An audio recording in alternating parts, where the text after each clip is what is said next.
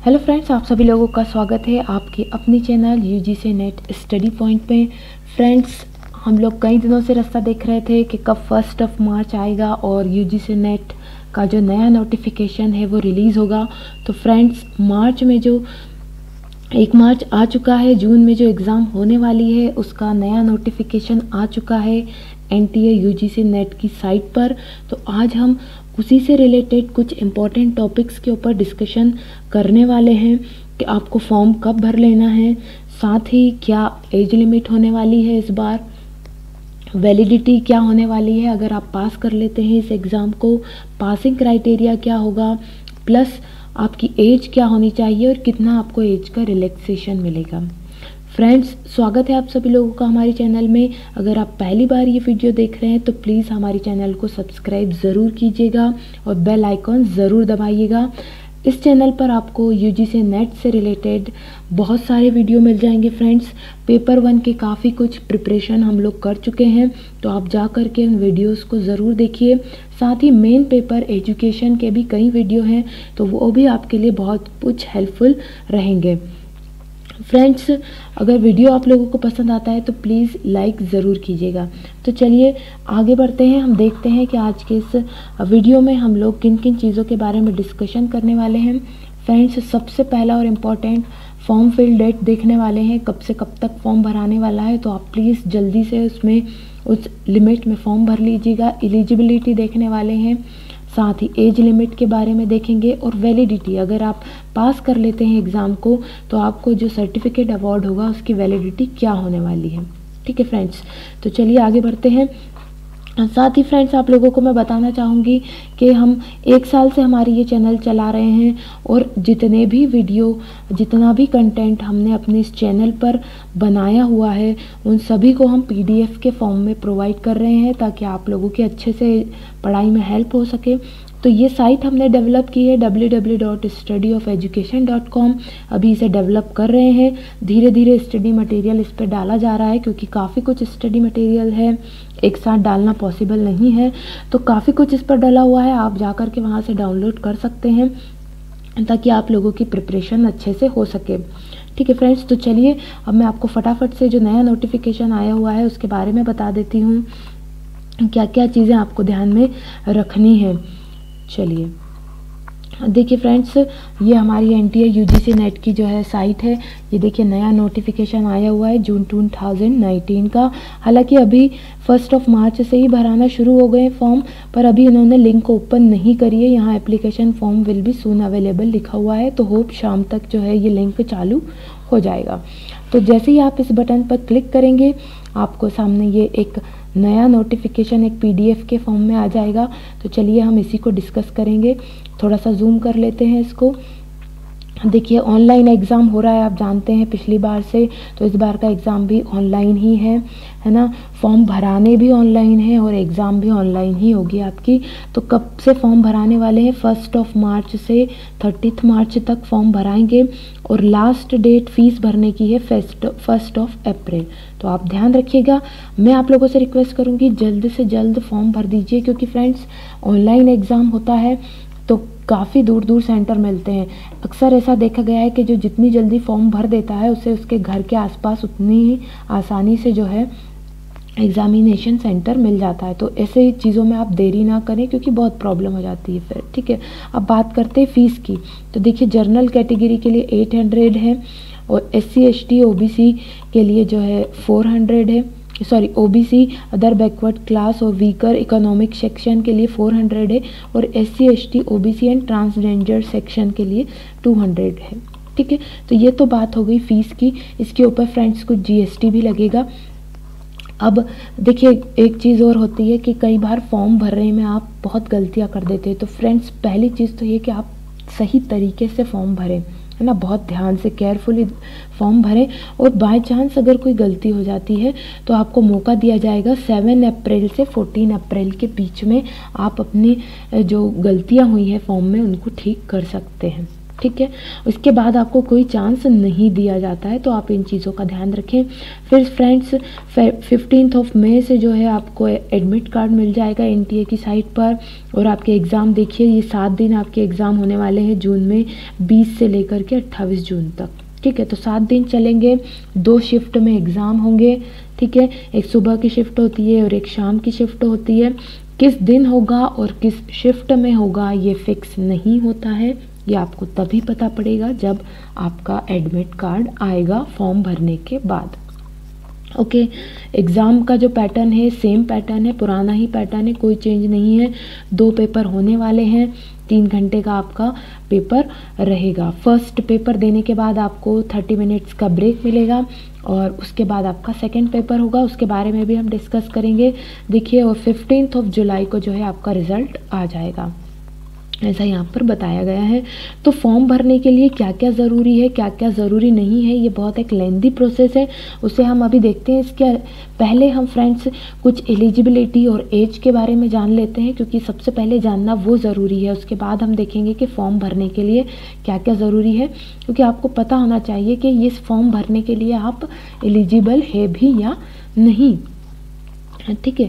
तो देखिए, ये आपका मैं आपको पेपर पैटर्न बता देती हूँ, ये सामने आ गया है यहाँ पर। तो 2 पेपर होंगे आपके, पेपर 1 पेपर 2। पेपर 1 जर्नल होता है, पेपर 2 जो है सब्जेक्ट स्पेसिफिक होता है, जिसमें भी आपने आपकी मास्टर डिग्री करी है, स्नाकोत्तर किया है, उसी से रिलेटेड क्वेश्चन पेपर 2 में होंगे। पेपर 2 में 100 क्वेश्चन और पेपर 1 में 50 क्वेश्चन होंगे, और हर एक क्वेश्चन 2 मार्क्स का होगा, मतलब कि पहला पेपर 50 मार्क का और दूसरा पेपर 200 मार्क्स का होने वाला है। कोई भी नेगेटिव मार्किंग इसमें नहीं है। ओके, चलिए आगे बढ़ते हैं। एग्जामिनेशन सेंटर आप आपके पास का चुन सकते हैं। पोस्ट ग्रेजुएशन जिसमें किया है उसकी लिस्ट आप देख लें कि किस किस सब्जेक्ट में पोस्ट ग्रेजुएशन करने पर आप कौन से सब्जेक्ट के लिए फिल कर सकते हैं। ये एग्जामिनेशन शेड्यूल है, इसे हम बाद में डिस्कस करेंगे। जैसा कि मैंने आपको बताया, जो है 2 शिफ्ट में एग्ज़ाम होने वाली है इन 7 दिनों तक, ठीक है। 9:30 से 12:30 की शिफ्ट और 2:30 से 5:30 की शिफ्ट के बीच में ये होगा। 2 पेपर होंगे, पेपर 1 और पेपर 2। नाउ इम्पॉर्टेंट इंस्ट्रक्शंस, ठीक है, फॉर असिस्टेंट प्रोफेसरशिप। तो आप 2 चीज़ों के लिए फॉर्म भर सकते हैं, ठीक है। कौन कौन सी 2 चीज़ें? एक तो डायरेक्ट असिस्टेंट प्रोफेसरशिप के लिए, या फिर असिस्टेंट प्रोफेसरशिप AP प्लस जो है, प्लस इसके साथ आप JRF के लिए भी फॉर्म भर सकते हैं। 2 चीज़ों के लिए आप जब फॉर्म भरने जाएंगे तो आपसे ऑप्शन में पूछा जाएगा कि आप किसके लिए फॉर्म भरना चाहते हैं, सिर्फ AP के लिए भरना चाहते हैं या AP और JRF दोनों के लिए भरना चाहते हैं, ठीक है। तो सपोज़ आप AP के लिए फॉर्म भरते हैं और आप इसमें पास हो जाते हैं, तो AP के लिए जो पासिंग का सर्टिफिकेट में आपको मिलेगा वो लाइफ टाइम के लिए आपके वैलिड रहेगा। तो आप वो सर्टिफिकेट लेकर के जब भी इंटरव्यू कंडक्ट हो सकते हैं, असिस्टेंट प्रोफेसर बनने के लिए इंटरव्यू देने जा सकते हैं, ठीक है। और सेकंड चीज़ है आपका AP प्लस JRF, मतलब कि आप AP और JRF दोनों के लिए अप्लाई कर रहे हैं। अगर फ्रेंड्स आप इसमें पास हो जाते हैं तो आपको JRF भी मिलेगा और असिस्टेंट प्रोफेसरशिप ऑटोमेटिकली आपको मिल जाएगा। मतलब क्या हुआ कि जब आप किसी भी जगह पर, अगर मान लीजिए आपने PhD नहीं की है या कर रहे हैं या MPhil कर रहे हैं, तो आप वहाँ पर JRF का सर्टिफिकेट दिखा करके फेलोशिप ले सकते हैं। और ये जो फेलोशिप का अवार्ड आपको मिलेगा, ये फ्रेंड्स 3 साल के लिए एलिजिबल रहता है, मतलब 3 साल तक वैलिड रहता है। बहुत सारे लोग ये पूछते हैं कि कब तक ये वैलिड रहेगा, तो यहाँ साफ साफ दिया गया है ये कितने साल के लिए वैलिड रहने वाला है। JRF का सर्टिफिकेट 3 साल के लिए वैलिड रहने वाला है, ठीक है। तो ये बात कोई मैटर नहीं करती कि आप पहले से PhD में कर रहे हैं या नहीं कर रहे हैं, ठीक है। जब से आपको रिजल्ट मिलेगा इसका, तब से 3 साल तक ये वैलिड रहेगा। अगर आप PhD कर रहे हैं तो आप इसे दिखा करके फेलोशिप ले सकते हैं अपने इंस्टीट्यूट से, ठीक है। चलिए, तो ये बात हो गई वैलिडिटी की, है ना। असिस्टेंट प्रोफेसरशिप लाइफ टाइम के लिए और JRF का 3 साल के लिए होता है। अब बात करते हैं हम आगे एलिजिबिलिटी की, कि कौन कौन लोग ये फॉर्म भर सकते हैं, ठीक है। तो फ्रेंड्स, अगर आप जनरल कैटेगरी के हैं तो आपके 55% मार्क्स आना ज़रूरी है विदाउट राउंडिंग ऑफ, मतलब कि 55% या उससे ज़्यादा ही होंगे। अगर 54 0.5 भी है तो आप वो नहीं भर पाएंगे फॉर्म। ठीक है, 55% होना ज़रूरी है मास्टर्स डिग्री में, और जो भी आप फॉर्म भर रहे हैं वो आपने उसी सब्जेक्ट में मास्टर डिग्री की हो। ठीक है, तो जनरल वालों के लिए 55% है, और यहाँ पर देखिए OBC, non creamy layer, OBC, SC ST और पर्सन विद डिसेबिलिटी और ट्रांसजेंडर्स के लिए ये जो है 50% मार्क्स हैं। तो जनरल के लिए 55 और अदर्स के लिए 50% मार्क्स होना ज़रूरी है मास्टर्स डिग्री में। ओके, नाउ चलिए आगे बढ़ते हैं हम लोग। अब ये देख लेते हैं एज एक बहुत बड़ा फैक्टर हो जाता है इस ऐसी एग्ज़ाम्स में। तो फ्रेंड्स, अगर आप जेआरएफ लेना चाहते हैं तो आप 30 साल से कम के होने चाहिए 1 जून 2019 तक में। ठीक है, तो 1 जून 2019 तक अगर आपकी एज 30 साल से ज़्यादा नहीं है तो आप जेआरएफ के लिए अप्लाई कर सकते हैं। ये हो गई नॉर्मल कंडीशन। पर अगर आप इस कैटेगरी से बिलोंग करते हैं, ओबीसी, नॉन क्रीमी लेयर, ठीक है, और साथ ही एससी एसटी, पीडब्ल्यूडी, ट्रांसजेंडर और वुमेंस के लिए खास बात क्या है यहाँ पर, वुमेंस। ठीक है, तो वुमेंस एप्लीकेंट्स जो हो गए, एससी एसटी, पीडब्ल्यूडी हो गए, नॉन क्रीमी ओबीसी हो गए, ट्रांसजेंडर्स हो गए, इनको 5 साल की एज की छूट मिलेगी। मतलब अगर ये 30 से ऊपर भी हैं, ओके, 35 साल तक अगर इनकी एज है तो 5 साल के रिलैक्सेशन में ये जेआरएफ के लिए फॉर्म भर सकते हैं। ओके, तो ध्यान से सुनिएगा मेरी बात को। 5 साल के लिए आपको रिलैक्सेशन मिल रहा है। किन किन को, ये SC ST, OBC, genders and women applicants को। ओके, तो आप लोग इस तरीके से फॉर्म भर सकते हैं। ये हो गया इसमें age relaxation. 3 year age relaxation in the age will be permissible to the candidate with LLM डिग्री। Relaxation of up to 5 year will be provided who have serve the arm forces. अगर किसी ने आर्म फोर्सेज में service दी है तो उनको भी 5 साल का रिलैक्सेशन मिला जाएगा। असिस्टेंट प्रोफेसरशिप के लिए कोई एज लिमिट नहीं है, आप भर सकते हैं उस फॉर्म को। ठीक है, तो ये सिर्फ एज लिमिट जो है जेआरएफ के लिए होती है 30 साल, और 5 साल का रिलैक्सेशन है बाकी सारी कैटेगरीज को ना।